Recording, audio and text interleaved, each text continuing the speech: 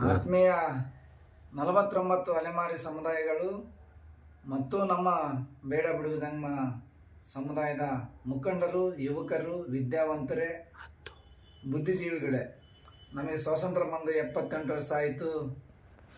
ಇಂದಿಗೂ ಕೂಡ ನಾವು ಯಾರ್ದೋ ಟೆಂಟಲ್ಲಿ, ಗುಡಾರ ಗುಡಿಸಲುಗಳಲ್ಲಿ ಜೀವನ ಮಾಡ್ತಕ್ಕಂಥ ಜನ, ಭಿಕ್ಷೆ ಬೇಡಿ ಜೀವನ ಮಾಡ್ತಕ್ಕಂಥ ಜನ ನಾವಾಗಿರ್ತೀವಿ. ನಾವೇನೋ ದಲಿತ ಬಂಧುಗಳ ಜೊತೆಗೆ ಇಷ್ಟು ವರ್ಷಗಳ ಕಾಲ ಹೋರಾಟ ಮಾಡ್ತಾ ಬಂದಿದ್ದೀವಿ. ಬಂದ ನಂತರ ಏನಾಯಿತು, ಇವತ್ತು ನಾಗಮೋಹನ್ ದಾಸ್ ವರದಿಯಲ್ಲಿ ನಮ್ಮನ್ನ 1%ಗೆ 49 ಸಮುದಾಯಗಳು ಮತ್ತು ಪ್ಲಸ್ ಮತ್ತು 10 ಸಮುದಾಯಗಳು ಸೇರಿ 59 ಸಮುದಾಯಗಳಿಗೆ 1%ಅನ್ನು ಘೋಷಣೆ ಮಾಡಿತ್ತು. ನಾವು ಸಾಲದ ಬರ್ತ ಸ್ವಾಮಿ, ನಮ್ಗೆ ಇನ್ನೊಂದು % ಹಾಕ್ಕೊಡಿ ಅಂತ ನಾವು ಹೋರಾಟ ಮಾಡ್ತಾನೇ ಇದ್ದೀವಿ.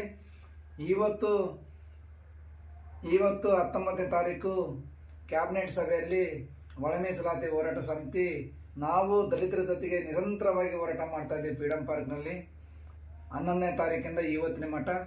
ಇವತ್ತು ರಾತ್ರಿ 8:08ವರೆಗೆ ಕ್ಯಾಬಿನೆಟ್ ಸಭೆಯಲ್ಲಿ ತೀರ್ಮಾನ ಆಗಿದೆ. ಒಲೆಯರಿಗೆ 6% ಮತ್ತು ದಲಿತರಿಗೆ ಮಾದಿಗರ 6% ಮತ್ತು ಬೋವಿ, ಲಂಬಾಣಿ, ಕೊರಿಚ, ಕೊರಮರ ಜೊತೆಗೆ ನಮ್ಮನ್ನು ತಗೊಂಡೋಗಿ 59 ಸಮುದಾಯಗಳು ಕೂಡ ಕೊರಿಚ, ಕೊರಮರ ಜೊತೆಗೆ ಹಾಕಿ ನಮ್ಮ 5%ಅಲ್ಲಿ ನೀವು ಇರಬೇಕಂತಂದೇಳಿ ಒಂದು ಆದೇಶ ಆಗಿದೆ. ಬಂಧುಗಳೇ, ಇವತ್ತು ಕರ್ನಾಟಕ ಸರ್ಕಾರ ನಮಗೆ ಇವತ್ತು ಈಸಾ ಕೊಟ್ಟಂಗಾಯಿತು. ನಮ್ಮನ್ನ ಮರಣ ಶಾಸನ ಮಾಡಿದೆ.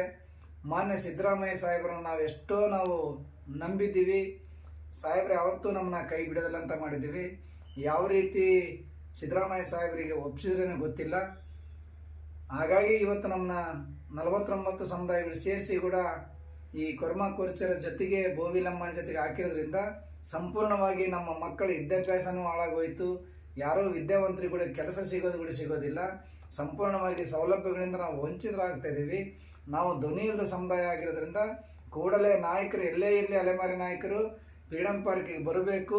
ಫ್ರೀಡಂ ಪಾರ್ಕ್ನಲ್ಲಿ ಒಂದು ರೀತಿ ಕಾನೂನಾತ್ಮಕವಾಗಿ ಹೋರಾಟಕ್ಕೆ ಒಂದು ರೀತಿ ನಾವು ರೆಡಿ ಆಗಬೇಕು. ಕೋರ್ಟ್ ಮುಖಾಂತರ ಒಂದು ರೀತಿ ನಾಗಮೋಹನ್ ದಾಸ್ ಅವರ ವರದಿ ತಗೊಂಡು ನಾವು CM ಹತ್ರ ಭೇಟಿ ಮಾಡಿ ದಲಿತ ಸಮುದಾಯಗಳೆಲ್ಲ ಸೇರಿಸ್ಕೊಂಡು, ಅಂಬಣ್ಣ ಇರ್ಬೋದು, ಮತ್ತು ಬಸವರಾಜ ಕವತಾಳಿ ಇರ್ಬೋದು, ಮತ್ತು S ಮಾರಣ್ಣ ನಂಪರನೇ ಮಾತಾಡ್ಯಾರ.